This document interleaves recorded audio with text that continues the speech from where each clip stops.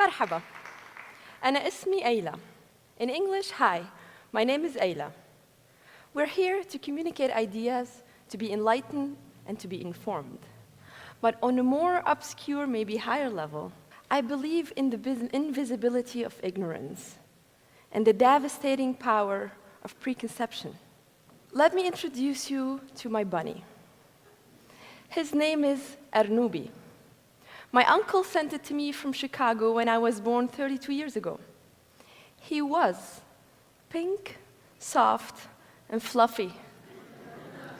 My sister used to steal him and threatened to bite him in the butt if I don't give her my snacks. She always got away with what she wanted. I would give away anything to keep my bunny safe. My ice cream cone, my rice pudding, even my chocolate bar. She could have it all. We grew up together watching the television news 24/7. My parents never turned it off. We were raised watching violent graphics about the Palestinian and Israeli conflict. We watched bombs falling over Baghdad in the Iraq War, and we saw the non-ending bombing of Lebanon. You see, I was born and brought up in Syria. I remember how I used to put my hands over my bunny's eyes and fold down his ears, thinking that this way I can block away scary images that I used to see on TV. I didn't want him to have the recurring nightmares I had. I often dreamt that uniformed Western soldiers will come to my house and force me to choose between giving away my father or my bunny. Of course, I always give away my father. This is how much I love this dude. Through no fault of mine, TV taught me that the uniformed soldiers in my childhood nightmares were unfortunately Americans. Fast forward to 2009 and my final descent to the city of good neighbors, Buffalo. I'm about to start working on my master's degree in architecture at UB. I knew that coming here to obtain higher education will open new doors for me. As my airplane was descending, I couldn't help but worry a little bit as I noticed a mammoth American flag flying proudly. I had never seen a more imposing flag. It looked big, arrogant, and a little bit scary. My mind flashed back on the arms of the uniformed soldiers in my childhood nightmares. Soon, I forgot my fear and I plugged into my studies.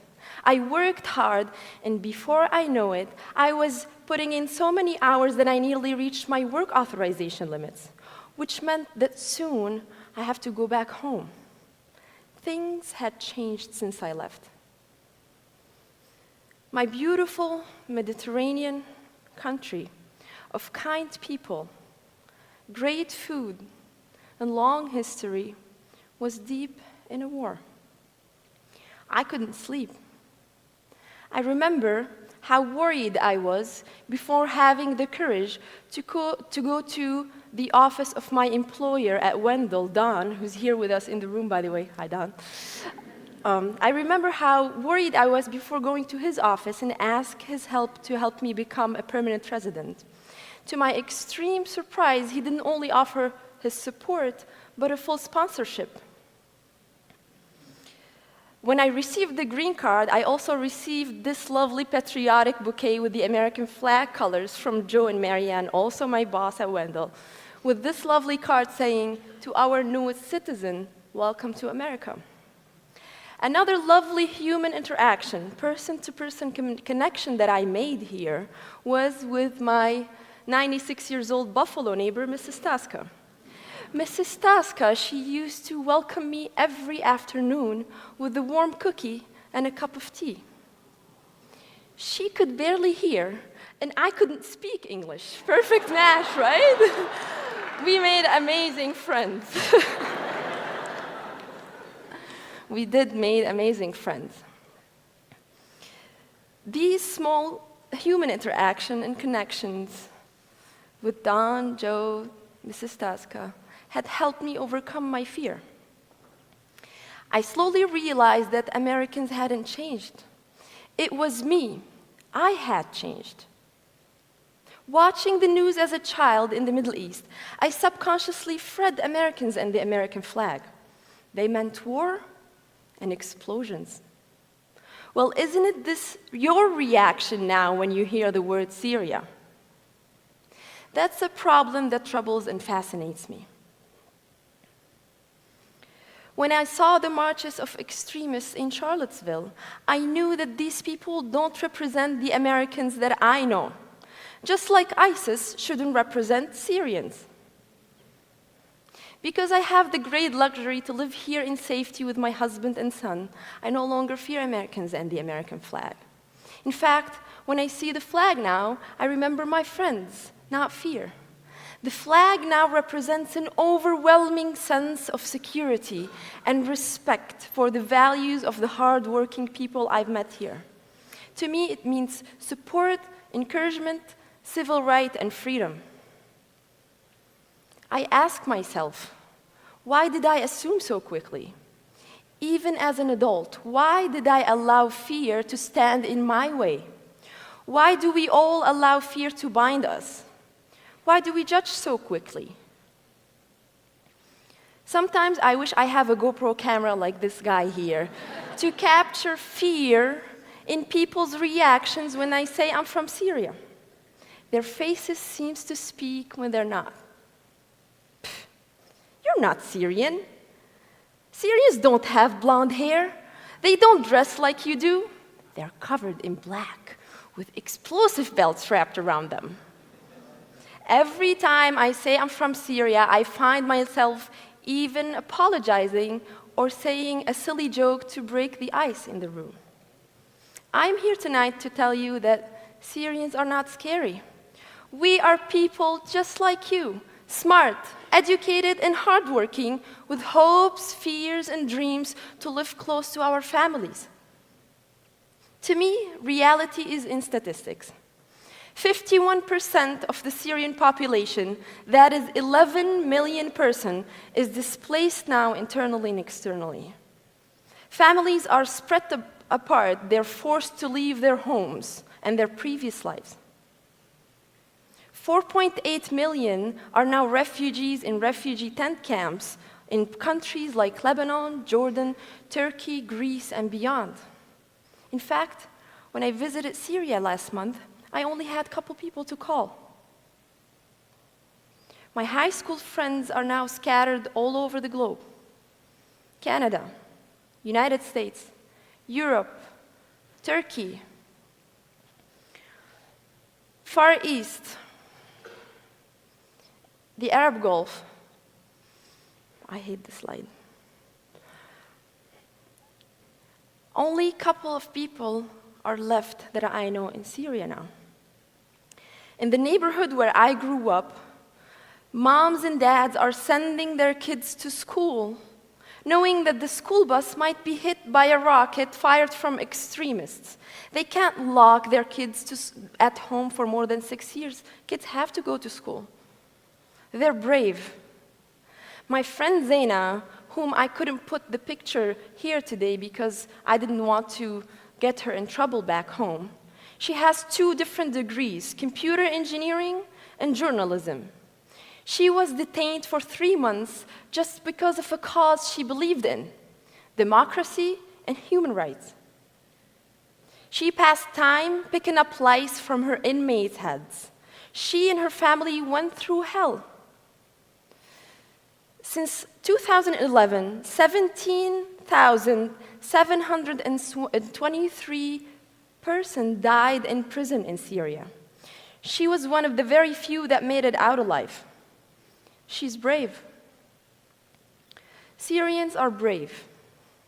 Only 18,000 out of the 11 million displaced were lucky enough to make it to safety as refugees in the United States. Only 18,000. They lived in refugee tent camps for 3 to 4 years, went through layers and layers of screening. They were questioned by 10 of professional investigators. Kids were separated from their moms and dads, asked the same question, because kids don't lie. Even before the current administration and the travel ban and everything, it has been very, very hard to enter the United States as an immigrant or a refugee. My family's non-existent terrorist background was investigated for a decade and a half before we were able to bring them to safety after the war started. This is very important for the American people to understand. Immigrants and refugees are not terrorists. They are not ISIS. They fled ISIS. So you're probably asking yourself, why am I telling you all these stories about Don and Mrs. Tasca and my bunny?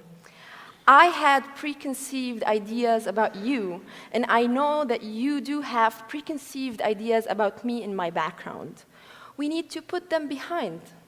The images we see, the sound bites we hear, our inherited fear, they all lead to false assumptions that terrorists are the majority. We forget about immigrants and refugees. About 6 years ago, I turned on the news and I watched the beautiful, beautiful neighborhood where I grew up in Damascus, choked in smoke and flame. It felt as if I was suffocating as people there were. My Syrian soul felt as if it was crushed under the collapsed buildings. I felt powerless and helpless. Maybe I can't help Syrians there or refugees there, but I can help maybe people under the same circumstances here. So what I did is I volunteered in the International Institute and I started teaching basic English. You're probably thinking I'm not the best person to be teaching English, but I taught basic English like hello, my name is, things like that, for refugees from all over the globe. Burma, Cuba, Iraq, and yes, some Syrians. They started arriving. I was very, very happy and excited. I went and I gave away my phone number, told them, call me if you need anything. And before I know it, I was waking up every morning to more than 240 text messages, asking all kinds of questions, like, can you read this mail for me? Can you help me get a driver license? My 17 years old wants to go to ECC. Would you help me fill up a school application? My daughter wants to work at Tim Horton. Can you help me fill up a job application? All kinds of basic questions that we all take for granted. I couldn't do it all by myself. It was overwhelming. So I started reaching out using social media. And the response that I got from Americans and Arab people in the United States was even more overwhelming. And for those of you who know me, I am a super messy person. I needed to organize this effort. And this is where the idea of BAB, or build a bridge, came from. Allow me to explain.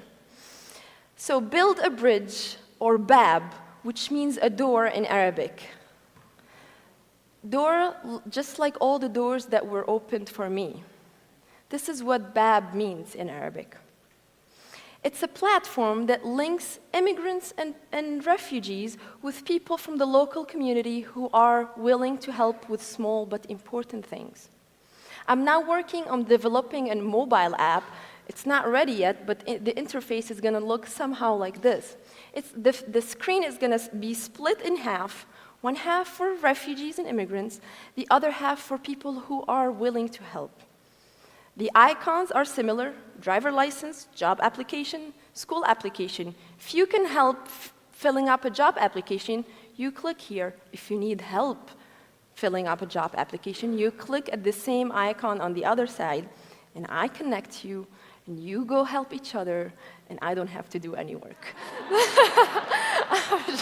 I'm just kidding. I'm still gonna do work, I promise. But it's gonna make everyone's life easier. So please, if you are interested in joining my multicultural international team, go visit bab.foundation and fill up a volunteer form, and I will reach out when the application is ready. The application that I'm working on with my high school friend, by the way, his name is Samer, and my friend Mark. We're working on it, and it's going to be ready soon. So this is the volunteer form. I know you guys already know that better than me, but allow me to remind you. This country was built with layers and layers of fresh ideas from hardworking, brave dreamers who often came here through all kinds of terrible circumstances. African Americans, Irish, Chinese, Jews, I keep forgetting, Polish, help me. Yeah, Jews, you know, and Syrians. We are now one of these layers.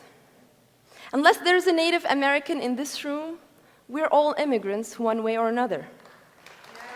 Right? Thank you. Thank you. The faster we help the newcomers integrate, the faster they can contribute in building their communities like generation before them did, right? I now no longer feel the need of sheltering my bunny's eyes. His childhood nightmares have become my American dream. One dream is that my little American boy will not be judged or bullied for who he is, and that he will be proud to say that his mommy is from Syria. Another dream is that, or a wish, if you want to call it, that you all walk today out of this room less likely to prejudge an immigrant or a refugee. We are all more than we look like, right? Or what you see on TV. Thank you.